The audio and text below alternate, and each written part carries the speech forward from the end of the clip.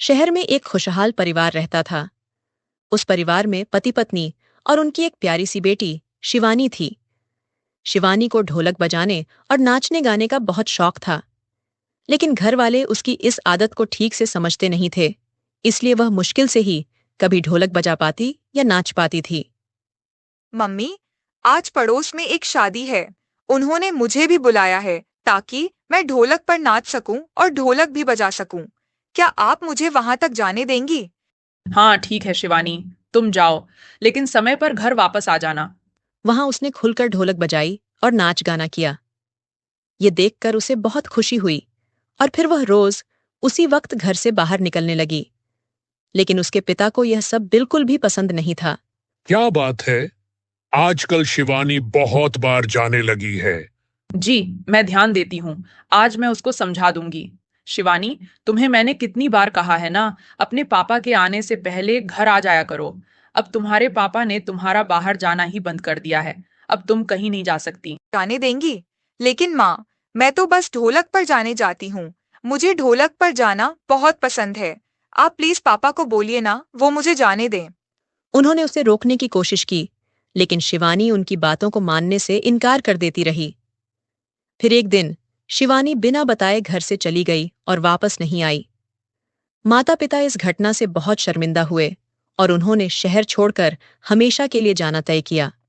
तब से रात के 12 बजे पुराने घर से ढोलक की आवाजें आने लगीं। कुछ समय बाद मोहन नाम का एक युवक पढ़ाई के लिए उस शहर आया। वह उन आवाजों से परेशान होने लगा। मम्मी, कल रात मैंने ढोलक बजाने की आवाज सुनी। क्या कोई शादी हो रही थी आसपास?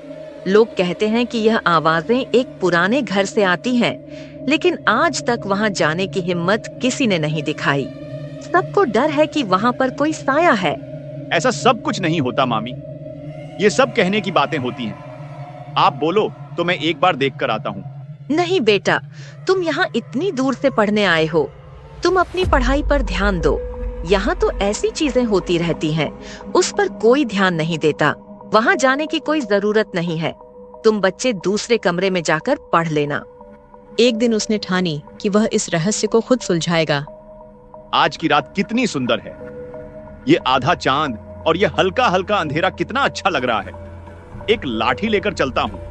पुराने खंडहर घर के अंदर जाते ही उसे ठंड महसूस हुई और तेज हवाएं चलने लगीं। क्या मुझे कोई बताएगा यहाँ हो क्या रहा है? किसको ढोलक बजाना इतना पसंद है? कोई है क्या? कमरे के अंदर जाकर उसने एक औरत को ढोलक बजाते देखा। क्या तुम वही हो जो ढोलक बजाते हो? मैं सिर्फ तुम्हारी ढोलक की आवाज के बारे में जानने आया था। मुझे पता करना था कि ढोलक कौन बजाता है। वह औरत कोई और नहीं बल्कि शिवानी थी, जो अब एक चुड़ैल बन चुकी थी। शिवानी ने मोहन को अपनी कहानी सुनाई। मैं एक समय में इस शहर की एक सामान्य लड़की थी।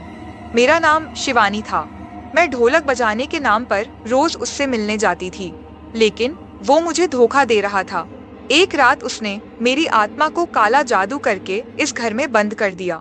जब तक मेरी आत्मा को शांति नहीं मिलती, मैं यहाँ ढोलक बजाती रहूंगी।